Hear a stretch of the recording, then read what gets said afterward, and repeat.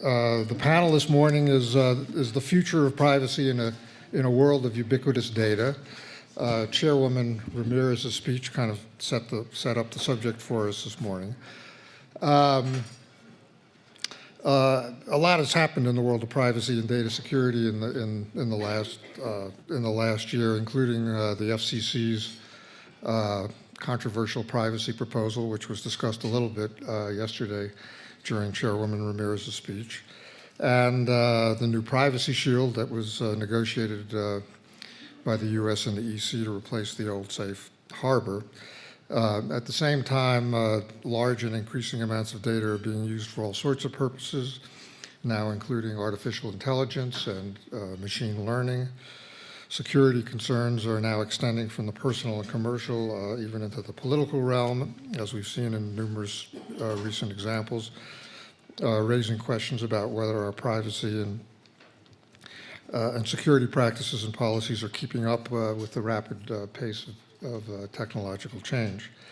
I've asked each of our distinguished panelists to talk for no more than 2 minutes and make what they think are the most important point to make, and then we will get into hopefully a good conversation, and then open it up to the audience. We'll go down in alphabetical order. Our first speaker will be Michael Daniel, who is the Special Assistant to the President and the Cybersecurity Coordinator at the White House. Mike? Great. Well, thanks, Tom. Thanks for having me here again. This is my 3rd year here, and I'm pleased to be here. I think when I look at the question of sort of privacy and cybersecurity, as Chairman Ramirez said yesterday, privacy isn't dead, it's just evolved. Now it's different and it's harder in a digital age, but it's something that we still need to focus on and care about. And in fact, I would actually argue that privacy and cybersecurity, while they're not the same, they're actually enablers for each other. Now, it's pretty obvious in one direction, right? In a digital age, if you want to have good privacy, you've got to have good cybersecurity. You want to be protecting the data stores and other things that contain people's information and other things we want to keep private. But I would actually argue it goes in the other direction. If organizations have good privacy policies, and they actually follow them, that being a key factor there, then that means that they are deliberate about what they choose to collect and what information they choose to collect, what information they choose to store and keep, and for how long they keep it. And if you don't collect it and you don't store it, I don't have to defend it. So good privacy policies actually make cybersecurity a more tractable problem. But that relationship means that we're going to have to continue to get much better at our cybersecurity. And the trends are really working against us in this area, and I'll highlight a few of those, and then we'll talk later in the Q&A about what we're doing about them. But the technological trends actually are very much not in our favor in this spot. One, we've talked a lot in this conference so far about how the technological trends are making the cyberspace, if you will, broader, bigger. We keep hooking more and more stuff up to the internet. Some of us have been doing cybersecurity for a while, thought that doing this job in a world of wired desktops was hard. And now we're going to do it in a world where your refrigerator, your car, your Fitbit, your coffee maker, they're all threat vectors. Yesterday's discussion of femto cells that are going to be deployed by individual people does not inspire one who does cybersecurity. Some of the other trends in this area, the bad guys have figured out that they can pursue their interest in cyberspace. And so that means the frequency of cyber incidents and cyber attacks, cyber intrusions, is going to continue to go up. Because more and more actors, whether you're talking about hacktivists, nation states, terrorists, criminal organizations, have all figured out that they can pursue their interests effectively in cyberspace. And lastly, it's going to get more dangerous. The criticality of the systems that we have hooked up to the internet means that their interruption or disruption will have more and more important consequences to us. And those bad guys that I just mentioned have figured this out and are showing a willingness to cross lines that they weren't previously willing to do. But the market structures also work against us. In many of the technological areas, time to market is everything. I refer to that as the oh yeah security effect, meaning that security is not built in, and taking time to build in security can mean that you're the second person to the market. And as some of the other speakers were talking about yesterday, if you're in a winner takes almost everything, being late is no good. Being second is no good. And so that means that the market structures drive us to be designing and putting out technology that is less secure than it could be. We don't understand the incentives very well. Well, Hal may understand the incentives in this area, but very few people actually really understand the incentives behind cybersecurity and what actually makes people use it or not use it. And those of us in the discipline have not been very good about actually thinking about it in those non-technological terms, but more in the market incentives, economic incentives. We also have a huge technological overhang, the legacy overhang. And this affects both the federal government and the private sector. A huge array of different technical systems, all of which are very difficult to defend. And then lastly, the governance structures in many organizations are still not up to the challenge of dealing with cybersecurity. In many organizations, cybersecurity is still treated primarily as a tech problem. And that's not really the case. It's much more than that. And until we figure out how to deal with it as not just a technological problem, but a human behavioral problem and an economic incentive problem, we're not going to really be able to crack it. So those are my sort of opening thoughts. Thanks, Mike. Our next speaker is Avi Goldfarb, who's the Ellison Professor of Marketing at the Rotman School of Management at the University of Toronto. Avi is the author or co-author of some of the best economic papers on privacy-related issues. So it's great to have you here for the first time, Avi. Thank you very much. So 20 years ago, if we were talking about privacy, we wouldn't have thought about it as part of innovation policy. And today, it is a powerful, if not the most powerful aspect of innovation policy, because data have become increasingly an engine of growth and innovation. If we believe any of the hype around artificial intelligence and machine learning, and if that's going to have some impact, data is key to that impact. So what does that mean? It means that restrictions on data usage are going to matter. We need people to be comfortable sharing their data. But at the same time, we need companies to be able to access and use data in order to generate wealth. And so the design of the market for information, the design of the market for data matters, and it matters a lot. And so it can be this powerful tool to encourage economic activity. So regulations, for example, like the Fair Credit Reporting Act, was a privacy policy at the end of the day that encouraged economic activity. But on the other hand, it can also be very detrimental to growth. So for example, the EU regulations, particularly the ones that passed around 2004, I have some work with Catherine Tucker that shows they were quite devastating to the European online advertising supported industry.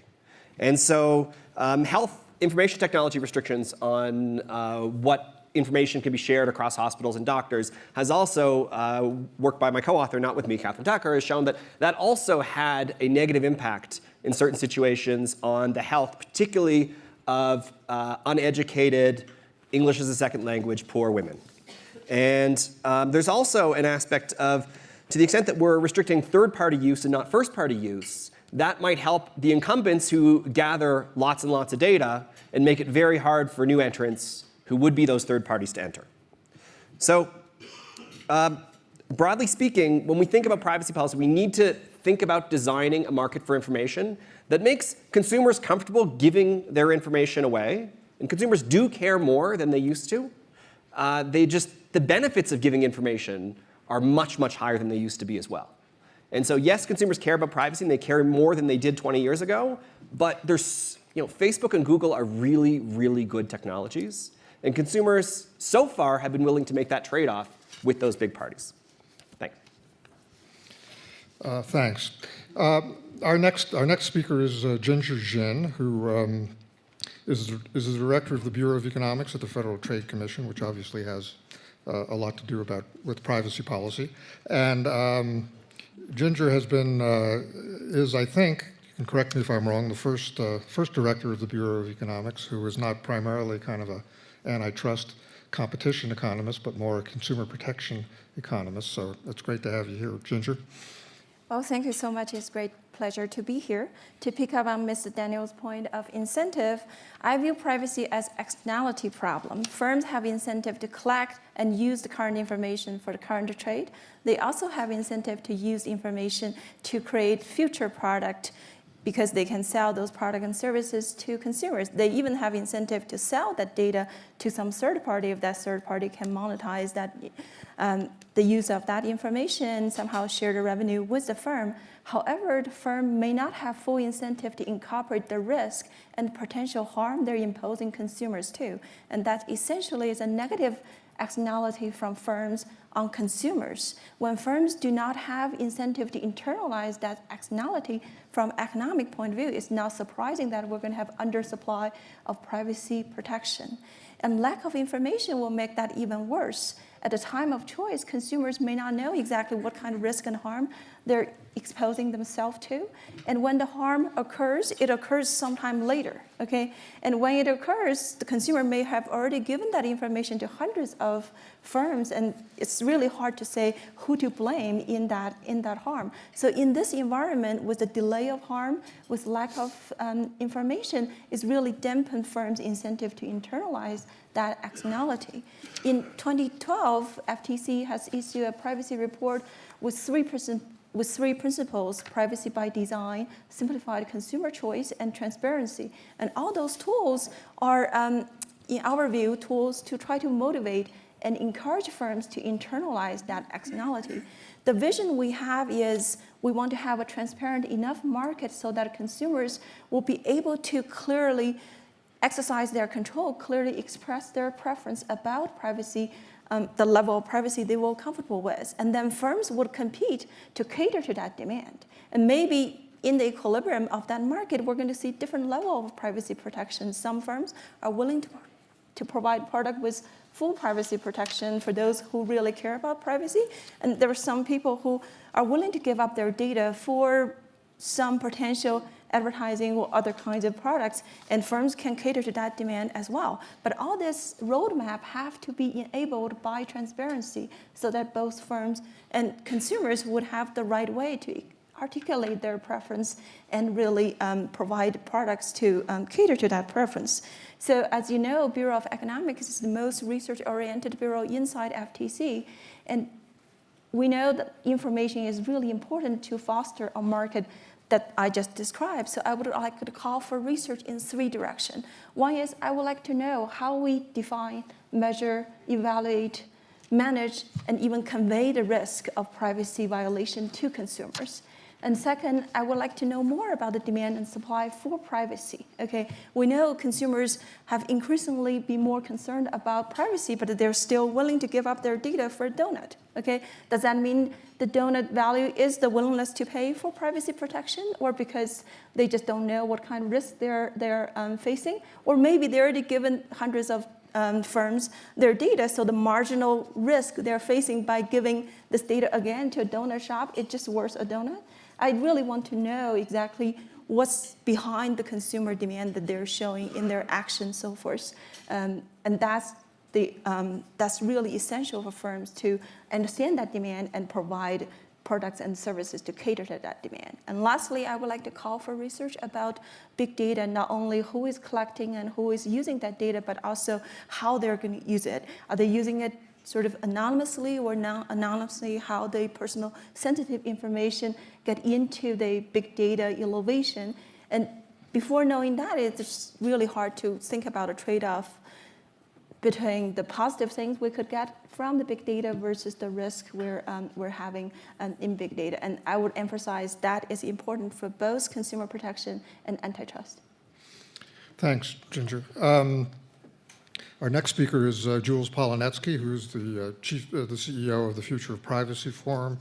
And Jules is a long-time, very prominent figure in the privacy community, Jules? So the Future of Privacy Forum has been around about 8 years, and we work with privacy leaders at companies, foundations, advocates, and academics to try to put the policies and rules in place so that the technological and data innovations that we all think are so critical to the world and to consumers can happen. And we know what happens when folks don't have those rules, whether it's just how do I do my product in a way that's going to meet expectations, or whether it's external laws and policies. We know the friction, the media backlash, the regulatory backlash.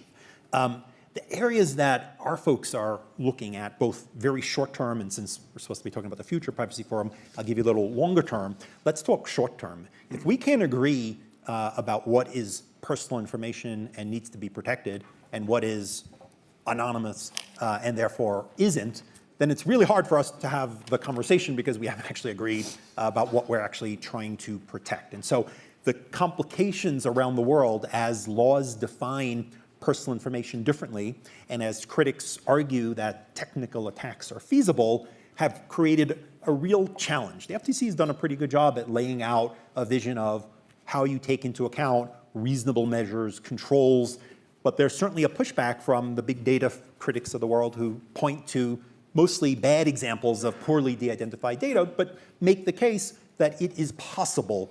And of course, when things are possible, if you're coming to it from a security or a computer science point of view, if I show you that a voting machine can be hacked, we care about it even if it's a one-off and it's an odd and it's a rare thing and it probably wouldn't happen. Well, the voting machine can be hacked, so wow, that's a big threat to democracy. We got to worry about somebody influencing elections. In the real world, if we de-identify in a way that is absolute, our data ends up being useless because it's so safe and so secure. It's got no privacy implication, but it has no utility. So really critical that, as those of you who are focused on the FCC and how they're handling this, really critical that they get it right. Right now, their proposal would probably pull much utility out of data in concern for protecting the widest swath of data. And so whether you are covered by the FCC or whether you're not, a prominent voice saying, here's this very maximalist view, we don't take into account controls or whether data is used solely for research or whatever the case is, I think will really be troubling for the broader system. Another challenge for many of us is what is sensitive and what isn't sensitive, right? In some sense, critics have argued that anything is sensitive. If I simply know your shopping habits, oh my God, I can learn your health, I can learn all sorts of preferences about you. We can't draw lines, everything is sensitive. But in the real world, in all of our legislative models, we have drawn lines, as hard as they are, to recognize that there is some data that is worthy of higher protections and other, which maybe isn't insignificant, but that ends up needing to be treated in a more reasonable and measured way. So again, critically important, since we've had a lot of conversations about the FCC, that those are treated in a reasonable way because of the ramifications they have for the overall ecosystem. Talking a little bit longer term, I'll tell you what we see is a little less attention to some of the nuts and bolts, the opt-ins, opt-outs. We're going to continue debating those, obviously, for a long time. But the words we hear are fairness, equity, algorithmic discrimination, all issues that are probably not privacy issues, but they're issues about how do you use data and user empowerment and control and transparency, right? Who is dealing with these issues at companies? Today, many of the leading academics, these are the sets of issues, the privacy academics, these are the issues that they have made a prime focus. Take a look at the campaigns, right? If you look at the Clinton campaign, you look at their technology innovation, fairness, fairness, fairness, fairness, right? The Trump voters, what does this mean for the middle class? The Brexit. So we, those who want to ensure that technological development and progress that we certainly believe is good for the world, we need to understand how to bring those into our nomenclature and show that we've considered those factors. The solutions that are being proposed don't seem to be solving it quite yet. Transparency of algorithms, what's that actually going to do for the typical consumer? Accountability, how do we frame these issues so that they don't come off as powerful government or powerful companies making decisions about us, even for our own good. We need those sorts of internal processes or they'll be imposed on us. So I'll close with the argument that as I was flying over, I was reading a lot of the comments that people had filed in the recent commerce Internet of Things process. And almost all of the industry comments called for, well, we need more self-regulation, we need more multi-stakeholder. But we end up not doing enough of that in a real way until we have a crisis. And so one of the challenges, I think, for all of you, on the business side is how do we force those hard questions so that if we think we know the answers, we put those models on the table so that they can be models. Too many people say, well, that'll turn into legislation. Maybe it will. Why don't we take the first crack at it and show either that the legislation isn't needed or this is the way to do it. So I'll wrap up with that. Thank you, Jules. Our next speaker is Alan Rawl, who is the leader of the privacy and data security practice at Sidley Austin. Alan? Thanks, Tom. And building on what Jules said about the need to draw lines on what information and what uses are sensitive, I wanted to highlight the risks of developing policy governed by ethereal notions of the kind of the sweet mystery of privacy or a misunderstanding of privacy as a fundamental right. It is a fundamental right, of course, but it doesn't make it, and it's important, but it doesn't make it absolute, even in the European context where you often hear of privacy as a fundamental right. It needs to be balanced with other considerations, including economic considerations. But the key factor in developing policy that is beneficial to society is the obligation to get real or concrete about what the impacts or risks are of certain collection and uses of data. So addressing this from the viewpoint of a lawyer on the panel here, I will take the opportunity to bring to our attention the Spokio decision that the Supreme Court decided this spring in the Fair Credit Reporting Act context, in which it needed to address whether actual injury was required by this information protection statute, the Fair Credit Reporting Act, or whether the mere fact that Congress established a private right of action was sufficient. And the Supreme Court said actual injury is required. Now, it's really important to acknowledge what the Supreme Court said, which is that we need actual injury for someone to sue on an information protection statute doesn't mean that it needs to be pecuniary. Intangible injuries can be concrete as well. They can be de facto or real, and they can give rise to a right of action, an ability to collect and to establish liability. But that doesn't absolve policymakers, enforcers, and courts from the obligation to do an analysis of, is there really some harm here? And too often we see an assumption in the privacy area that just because it's personal information, which can be defined, as Jules indicated, in many different ways, as personal information, that the use of it is somehow risky or potentially problematic. And too frequently we see policymakers, advocates, really just making the assumption. Now, we've had a number of references to the recent proposed privacy rules for internet service providers that the Federal Communications Commission has promulgated, and FTC Chairwoman Ramirez addressed this during her excellent talk yesterday.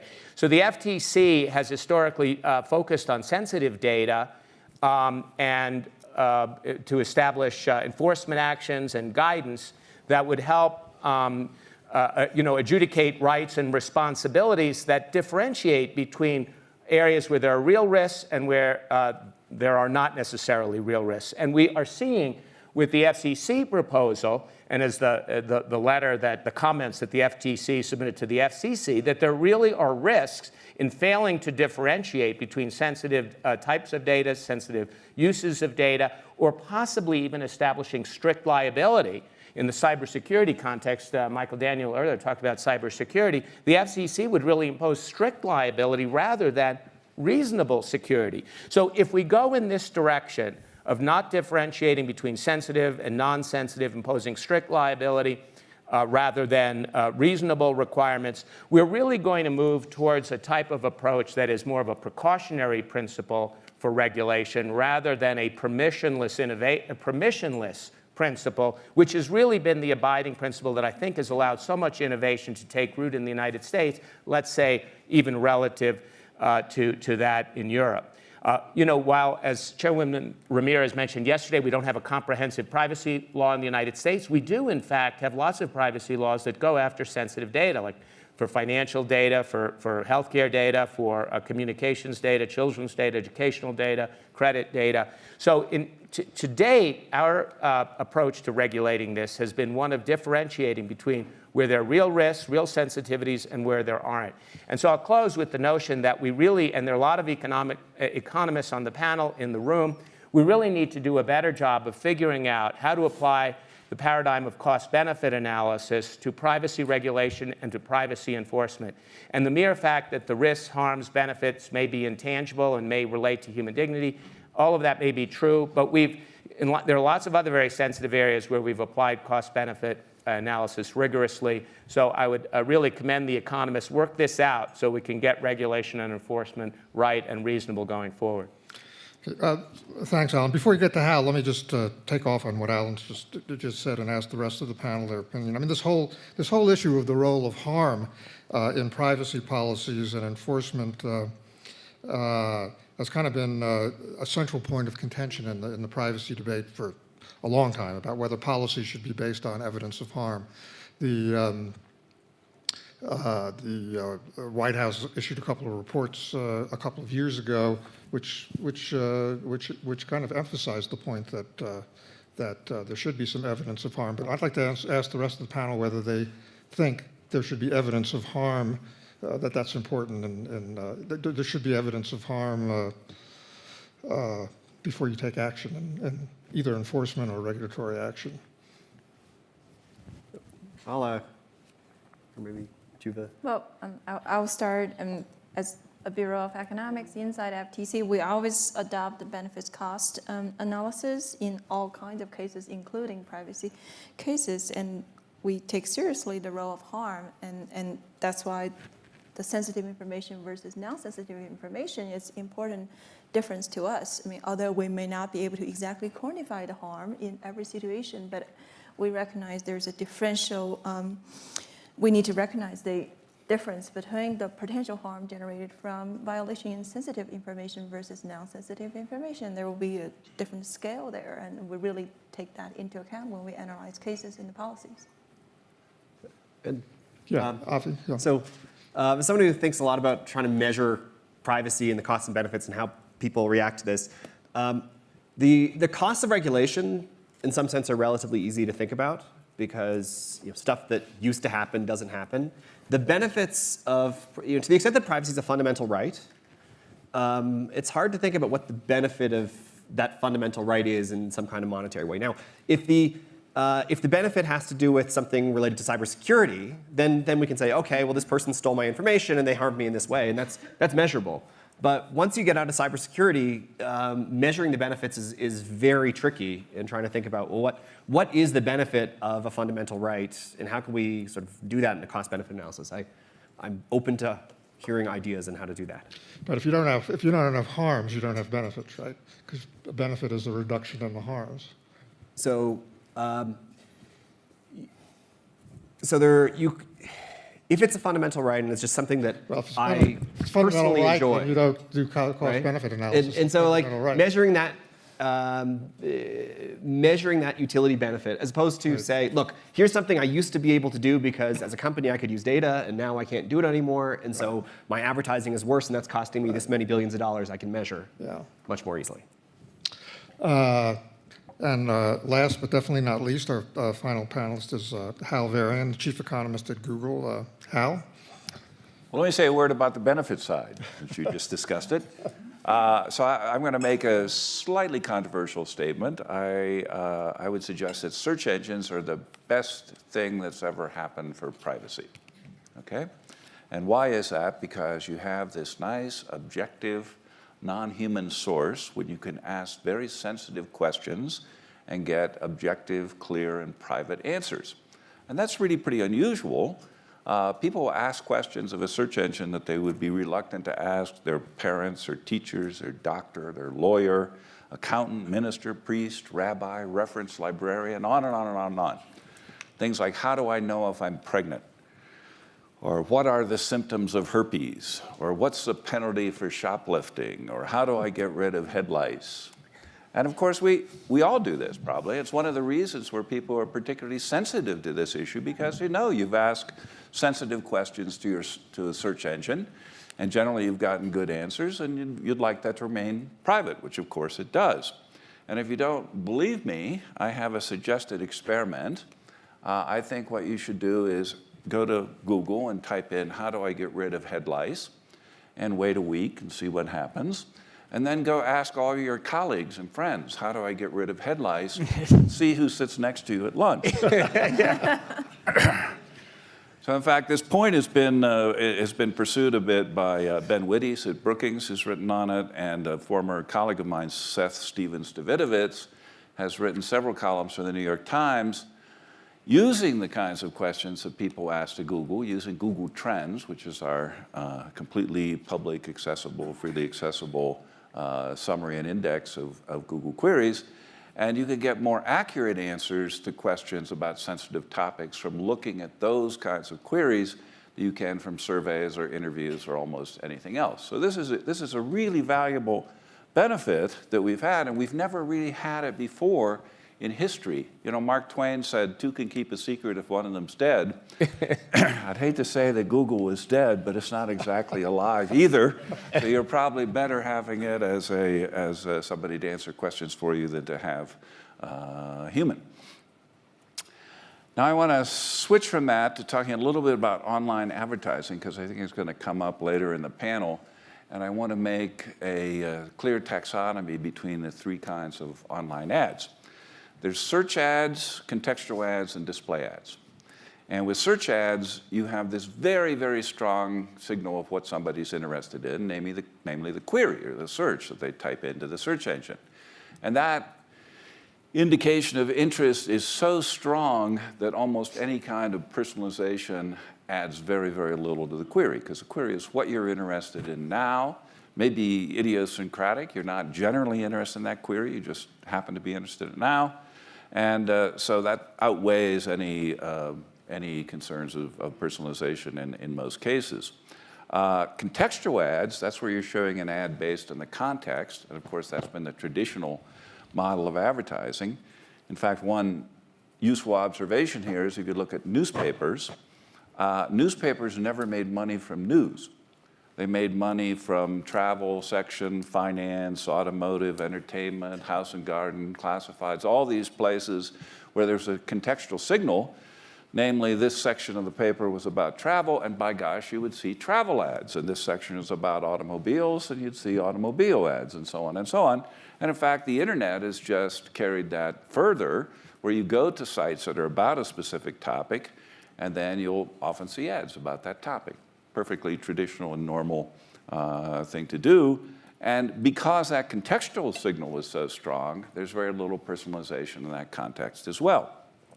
Well, where's the personalization come up then? And that's with display ads, ads where there's no relevant query or context that's available. So think about a newspaper. What kind of ad do you show next to a story about an earthquake in Haiti?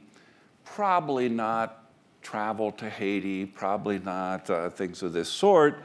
There's really no good contextual signal there, so what the content providers do is they serve ads that are based on the history of your interests. And these fall into two general categories. One is the retargeting. So everybody's had this experience. You've gone to a website, you looked at some product, and then that product follows you around for the next 2 or 3 days saying, wait, you forgot to buy us, you forgot to buy us. But it's pretty effective. The ad rates are about 50 to 100% more for that kind of retargeted ad than for a general display ad. Then the other kind of advertising that you see that does use personalization is the interest-based advertising, where what happens is you visit a number of different sites, maybe you visit sites about bicycling, and then the ad network assumes you have some interest in bicycles, and when they don't have any better ad to show, they'll show you an ad about bicycles, okay? So that's how it works. In Google, I mean, I can't speak for every ad network, of course, but in Google, you can control all this using your ad settings option. It allows you to inspect the interests that you've exhibited through your web visits. You can delete them, you can edit them, you can add them, you can opt out, you can do whatever you want with that information, because users control the kinds of display ads they see through this interface. Also, if you're interested in the information that Google has collected about your preferences and behavior, you can take that all out. We have a service called Google Takeout.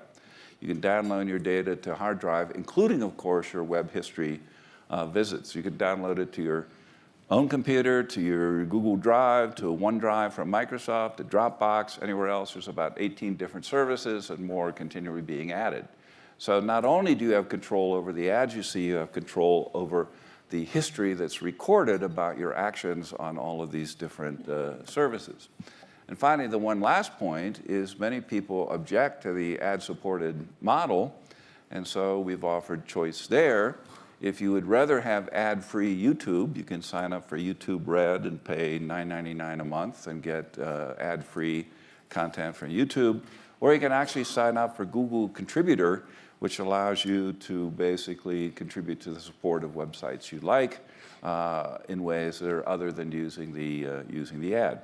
So I think these principles of being able to control the kinds of ads you see, being able to control the history of your interaction, and having an option at least of ad-free paid content is really something that's, I think, quite attractive for the industry in general, and I'd encourage people to think about using it.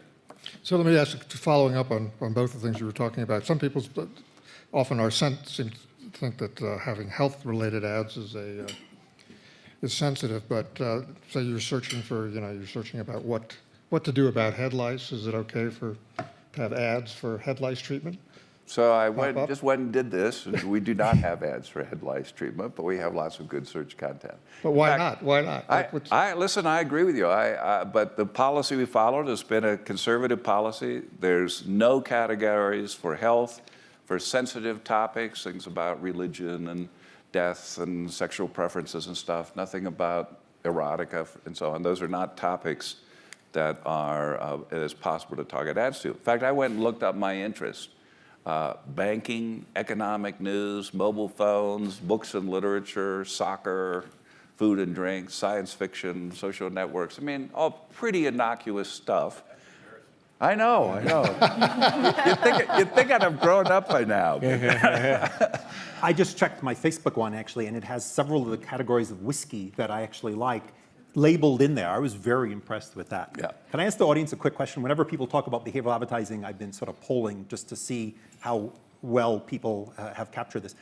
Do you know, raise your hand if you know, what tells you on an ad that this is one of the ads that has been personalized for you based on other things you've seen, based on your web surfing? Does anyone know, just by looking at an ad, just seeing it, is there something that tells you this is an ad that has been put together for you based on knowing things about your web browsing? Does anybody know what gives that away? This is a pretty sophisticated audience, so this might be very telling. Does anyone know what it is? Julie knows. Julie, could you tell us what should tell consumers, and there were very few hands in this ultra sophisticated room, what should tell consumers that an ad has been personalized for them and how they can opt out or see more information? We will debate how effective this notice is, but it's the little icon. So forevermore, there's a little triangle eye, which is the major self-regulatory effort that the industry has done. So I'd argue if this room didn't all say, yeah, the triangle eye, that means that this is an ad that was selected for me, we're probably not doing what we need to be doing in showing like we're providing appropriate transparency and choice and notice. You will now see this everywhere on almost, not all the ads, not on those search ads that are solely selected based on your search, but you'll now notice this little triangle eye and click on it and see what happens. Have fun. But by the way, that's the minimum, because there are also, why am I seeing this ad that Google provides in some cases? So yes, indeed, the triangle is the requirement, but people can go beyond that requirement if they want to. Why do I see ads for things that I've already bought? Why? Yeah. Yeah, so I would say that's an excellent question. For example, the one figure we sometimes cite is there's $600 worth of marketing in every automobile, But if you just bought an automobile, you still see those automobile ads, which is kind of a huge waste from the viewpoint of the consumer, Well, this the is something, producer, and everybody something I else. bought online. Yeah. So if you look at the frequency capping, this is something that we would really like to do better at. Yeah. But of course, because I visited store A and I bought at store B, there has to be some line of communication to be able to make that determination. Let me follow up on something. Well, there's lots of things that people said that are good to follow up on. But let me follow up on something that Ginger talked about, which is, I think, talking about kind of a market for privacy. One of the things that has recently become controversial in the context of the FCC privacy proposal is this kind of pay for privacy idea, and whether it should be allowed or not allowed. And the idea is, should ISPs be able to offer a discount to customers who provide their data, which actually would seem to be kind of the essence of a market for privacy. So let me just ask people their views on this pay for privacy debate. Anybody want to? I'd point out that one thing that gets missed out is some of the examples that are in the market. The AT&T example, for instance, there is a base level of service that is what it is, and then people are trading privacy for faster, either by getting it for free and agreeing to have data used, or paying. And so that's actually probably, there's a bigger question here, right? Which, is internet service such an essential thing that you should only, have it in one particular set of terms? But the examples that are in the market, I think folks have sort of been savvy about, well, let's make sure there's a baseline one, so, you get what you get, and then do you trade a luxury version or a faster version in return for data? Seems to be missed out a lot. Well, I mean, there's an irony here. If the privacy advocates argue, as they do and should, that privacy has a value and it should be recognized, then quantifying it in some way with full disclosure, if there's no hiding the ball, right, and consumers are sovereign, then unless the society decides that for some reason a degree of paternalism is required to just deny consumers certain choices, it would, I mean, when there are all kinds of free services are provided that are funded by, by advertising that is derived often by online, tracking and behavioral advertising. So consumers have had the benefit of that and have long opted to prefer free services in exchange for some tracking and advertising. So why they shouldn't be able to choose it with full disclosure is hard to see. But there, come back to the irony where you actually recognize that there's a certain dollar value to the privacy offering and you disclose it fully, and that's deemed problematic. Well, it's at least ironic, if not hypocritical. And let me broaden the question, because one aspect of this is to get some sort of a market measure of willingness to pay. But the other thing that that privacy advocates assert is that allowing pay for privacy is somehow bad for lower income people. So any comments on that? So the intersection between privacy and inequality, I think, is really interesting. So I don't know if you remember a couple of years ago, there were a bunch of stories that appeared in the Wall Street Journal about how a handful of websites were discriminating based on where you lived or what browser you're using. And if you used an Apple browser, you paid more. And if you used Staples, depending if you lived in a rich area, you'd pay more Staples online than if you lived in a poor area. And I think it's important to recognize, so this is data, and the article was about sort of up in arms about privacy. But if you think about it, I think there's a reason that appeared in the Wall Street Journal, and as opposed to other media outlets. And it's because they were using the data to discriminate against rich people by charging them higher prices. And so when we think about this intersection between privacy and inequality, I think it's a little more subtle than the first glance at, they're using information, they must be exploiting poor people. In fact, a lot of, especially on the price discrimination side, once you move away from insurance, on the price discrimination side, it's really about exploiting rich people. And so then we think about pay for privacy. Well, okay, so that seems to give us some progress toward, now rich people cannot have to pay higher prices. But then there's one other aspect to the pay for privacy, which is that if you know who's paying for privacy and who isn't, you can still charge them higher prices because you charge them higher prices for, they're paying for privacy, so you know there's a reason they paid for privacy. And so by opting out, you now have information about who they are. And so it's, that's, I don't have an answer except for I can say that the intersection between privacy and equality and sort of opt-outs is a little much trickier than it might seem at first glance. Yeah, let me follow up on that because I think it's a very important point. There was an explicit example of Orbitz that was using a machine learning model to show hotels, and somebody discovered that if you went into Orbitz using Safari, you would see somewhat higher priced hotels than if you went in using a Windows browser. And it turns out this is something that had been learned by the system, namely that the Safari users tended to click on the higher price hotels, not the Motel 6s. So it was saving them time and effort from scrolling down the screen, arguably good for that segment of the population, arguably good for the other. Was it discrimination? And it was exactly the kind of issue you were describing. It was showing people the products and services they would most likely be interested in.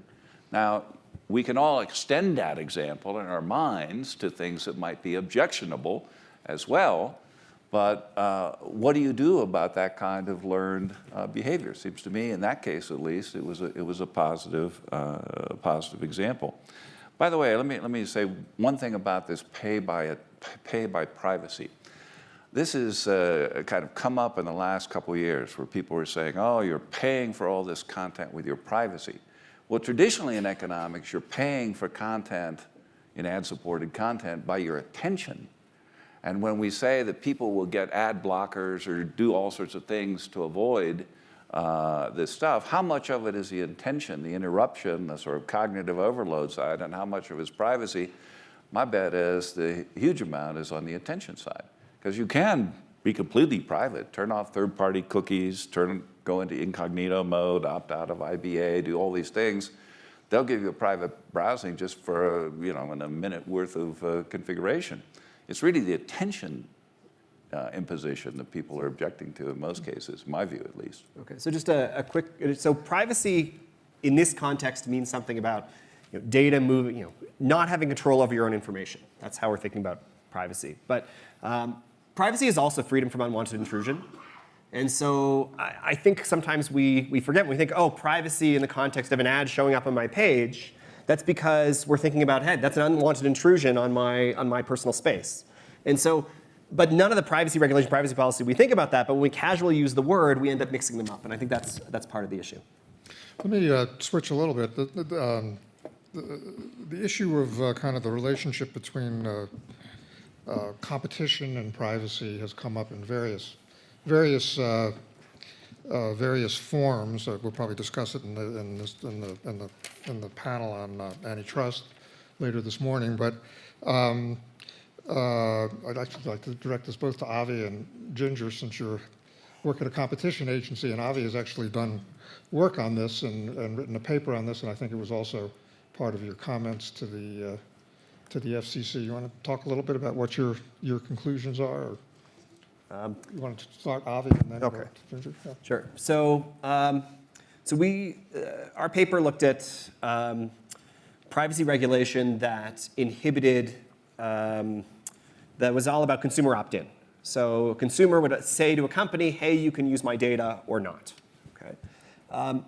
Generally, you'd think this would affect all companies equally. The companies where the benefit of using the data exceeded the cost, consumers would say yes, and for other companies, they'd say no. But you can think about there's two kinds of companies. There's some companies that provide a wide range of services, and there's some companies that provide a really narrow range of services. So for really big companies that provide a wide range of services, consumers are much more likely to say, oh, you know what? I'm willing to give you my data in all sorts of contexts, where for small and particularly new entrant companies, where one, there might be uncertainty about quality, and even if there's certainty about quality, it's only, entrants tend to enter in a narrow niche before they expand. In those cases, it's going to be much less likely that consumers are going to be willing to where the benefits in the short run are going to exceed the costs. And so they're, on the consumer side, they're much less willing to, they're going to be much less willing to say, okay, you can use my data. So the pure opt-in regulation is much more likely to help our big incumbents relative to small players and entrants. Ginger, is this an issue that you think about in the Bureau of Economics? Or? Oh, definitely. We pay very close attention to the intersection between competition, and privacy protection. And in a few casework, for example, in 2007, when Google intended to merge with DoubleClicks, we have examined both the anti-competitive concerns as well as whether privacy concerns will be something that we should worry about after the merge. And we end up not finding sufficient evidence to support that concern, and so we allowed that merger. In 2014, Facebook merger with WhatsApp, and again, we look at both the competitive effects as well as the privacy concerns. We end up allowing that merger, but our Bureau of Consumer Protection Director Jessica Rich ends up sending a notice to both Facebook and WhatsApp because we realized that those companies has made different promises of privacy protection to their customers. We want to make sure that they will honor those promises even after the merger.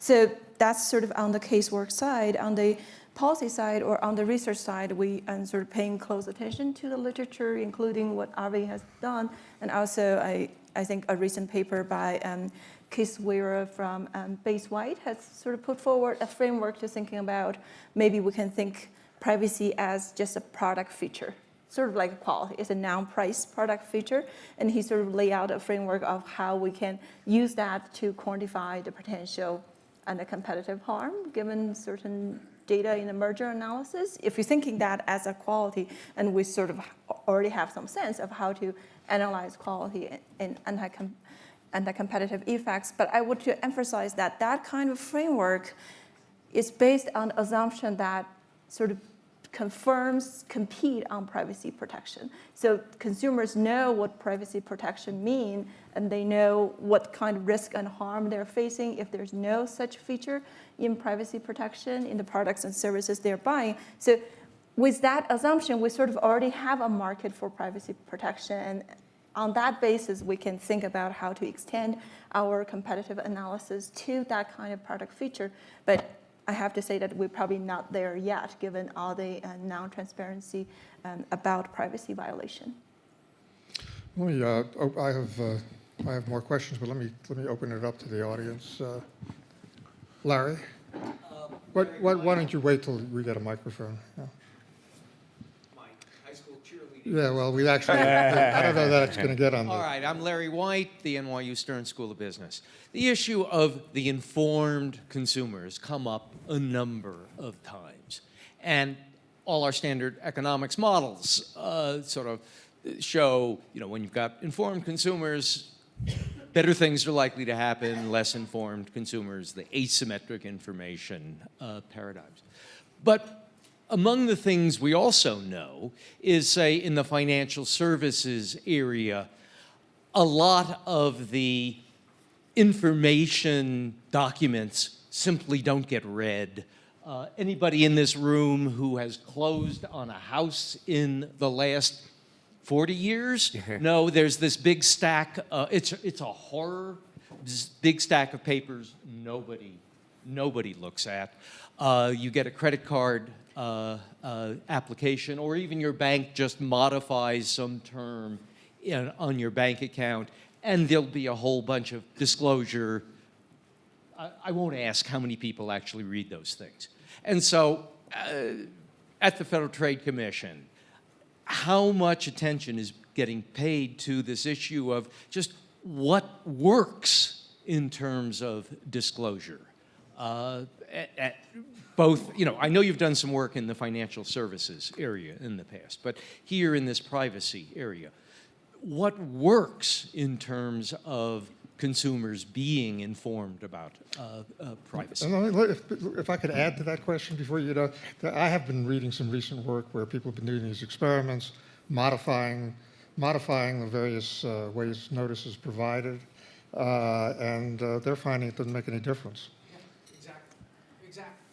Well, we're definitely aware of that question. That's why we're holding a disclosure workshop in September 15th this year. So we're going to showcase different kind of research from different disciplines about exactly how consumers understand disclosure, including privacy, but not limited to privacy, and how we sort of what the tools that we can help consumers to better understand that notice. I'm glad you mentioned finance as example. I mean, mortgage disclosure has been complicated, and government agencies have thought really hard about exactly how to simplify and standardize the mortgage disclosure. Actually, a few staff in our bureau has done really terrific work in that area. They sort of do consumer-oriented research. They test how consumers respond to different form of disclosure in mortgage context, and they show that's something that policymakers think that it may work, it should work. It actually does not work in reality. So I think that sort of gives us a really good lesson that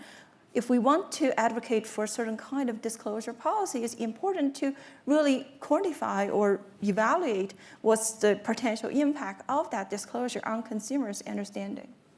But this problem afflicts us across a whole range of issues, not just in privacy, finance, but also my area, cybersecurity. We churn out data by practically by the petabytes, and it's pretty much well nigh on useless unless you actually understand what to do with it. And so in addition to just even thinking about how do consumers understand it, I think the other question is, when we do disclosure, what are we actually telling people to do with the information, and how do they actually then turn that information into action?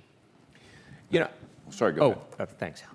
I wouldn't write off entirely the benefit or value of disclosures that are not read by each individual consumer. I mean, we have in the securities law context, right? There are requirements for prospectuses and annual reports and 10Ks and 10Qs and 8Ks and everything, right? So the average investor doesn't necessarily read all of that, but there are professionals and experts who are scrutinizing that, and it really, so the individual investor gets the benefit of the exegesis of experts. So in the privacy area, there are also experts out there in the advocacy community that are poring over these things. So the fact that companies are making disclosures that may not be read by individual consumers doesn't mean that there isn't value. And one, because the advocates are going to hold the companies accountable, the FTC and others will hold them accountable. And one last point, which I think the FTC has been instrumental in and quite useful, that where there are key propositions that may be relevant and somewhat distinctive in context to what the consumer might expect, well, there's a heightened obligation or understanding that the disclosures ought to be more conspicuous in real time and so on. So I think that you get detailed disclosures in policies that are read by those who really care about them or are experts, with the key points perhaps brought to individual consumers' attention on a more direct or timely basis. Ginger, I'm happy to see that the federal government is working on this paperwork reduction and clarification, but I can certainly guarantee that whatever the feds give, the California government will take away. So we're going to end up at least the same spot. So.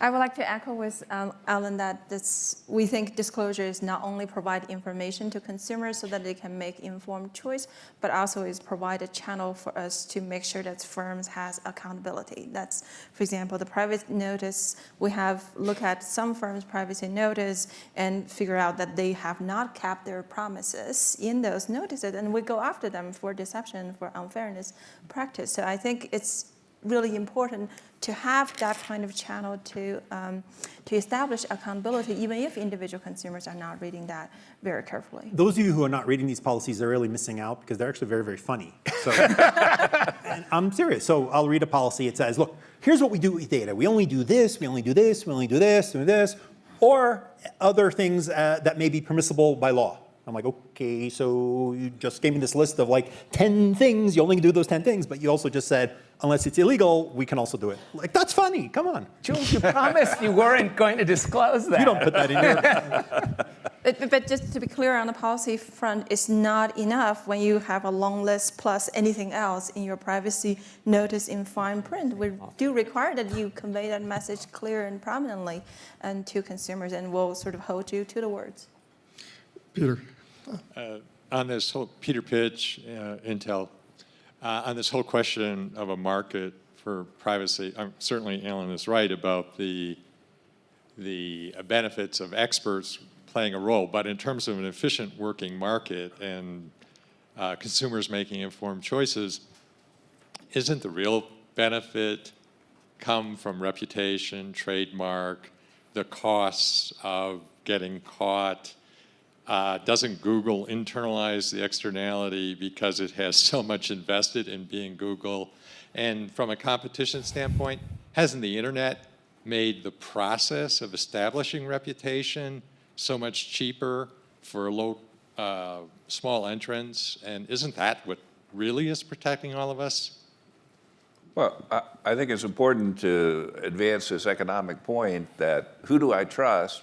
Well, I want to trust the party that has the most to lose because they're the most likely to perform. And indeed, the reputation is a huge issue. I mean, this is a great thing about being a little startup. You screw something up and nobody notices. You just go on. But when you're a big company, you screw something up, it's headline news. So you do the most you can to try to avoid those screw-ups. But look, I was the Consumer Affairs Commissioner for New York City, and typically consumers, we get smart.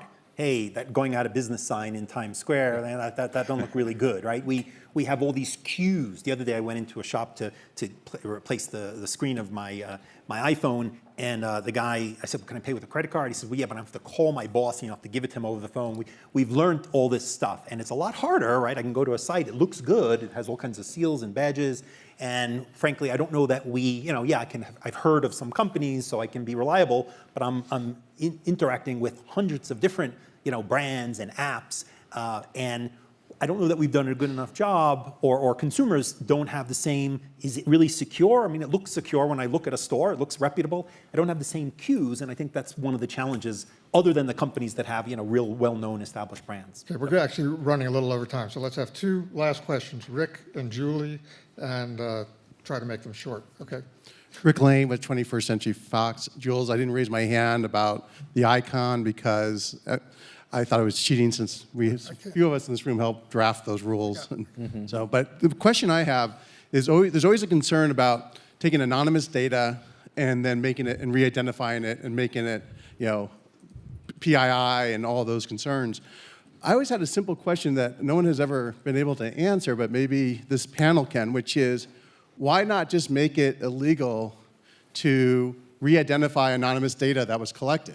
So if you have given information that's anonymous and someone decides to gather all that data and re-anonymize it, why not make that illegal and not have to worry about, are people doing things that you don't know about? I mean, it seems more of a simple fix, and then you can have exceptions for research that maybe goes to the FTC or others, but why not just make that part illegal and not worry about everything else? The FTC and We got the identification. a quick answer to that question? Or? Well, I would just say, Rick, I think it's an interesting idea and potentially valuable, but there are cases, right, where you might anonymize data for certain purposes, but then be entitled, and there may be perfectly legitimate reasons to re-identify it. So, a lot of the expectation is that companies will, by contract, obligate their counterparties not to try to re-identify anonymous data that they've shared with them. But, there may be a lot of contexts in which you wouldn't want to make it illegal to do that. You could have exceptions and rules to get around that, but it just seems like an easier way to fix a problem. Privacy advocate Bob Gelman has a proposed bill to do just that. And I just note that the FTC, when they talk about the identification, they want you putting yourself on the hook, right? Making a representation, not just saying it's anonymous, but actually saying something. So, yeah, I think you're onto something here. Julie? So just really quickly, this was a great panel, great discussion. I just wanted to mention with Avi, with respect to your point about most of the studies finding price discrimination focus on the wealthy being discriminated against. I actually don't believe that's true. And indeed, the Staples study that you referred to focused on higher prices in poorer neighborhoods. And that was the focus of what they were talking about. And I think it's really important to keep in mind that price discrimination, certainly, you know, the examples that you all talked about can focus on potentially the more wealthy, but there are studies that focus on the harm to the poor. And to your point about why was this in the Wall Street Journal, well, they had an investigative reporting team that did the series What They Know. It was a very well done series of articles. Why aren't they doing it still is probably a better question than why was it in the Wall Street Journal in the first place. And I think the answer as to why they're not still having that series is because all those reporters went elsewhere where they found sort of more welcome homes. But I really think this issue about the wealthy being the only ones discriminated against is a meme that we need to get away from. So let me, I think I'm supposed to respond to that. I think privacy, I think privacy and inequality is a really tricky issue. And so I recently wrote a sort of a thought piece paper where I came up with Catherine Tucker, we came up with about 12 instances where, okay, here's an example where a privacy regulation is going to enhance inequality, like make rich people better off and poor people worse off. And here's an example, and we came up with 6 of each, okay? So it's not, I didn't mean to say that it was very much that privacy always, privacy regulations are going to help the rich relative to the poor, but I think it's very important to not assume it's going to be the opposite. And I actually think, so going back to your point about the sectoral regulation in the US, I think this is one benefit of sectoral regulation is that because the impact on rich versus poor, educated versus uneducated depends on context so much, there's a real danger in having at least very strict overarching regulation as opposed to thinking about differences in the insurance industry where almost surely the regulations help the vulnerable, in contrast to other contexts. Just one add on that, one sentence. I mean, if you think about price discrimination, really it discriminates between price-sensitive and non-price-sensitive parties, and I think many people would agree on that point. And I would have to agree with Avi that in many cases the price sensitivity is in fact correlated with income. Not in all cases, for sure, just the kinds of examples you cite, but you have to look at each situation on its own, it seems to me. There's some general principles, but it really gets life in the specific examples. Well, let me thank the panel for a great discussion.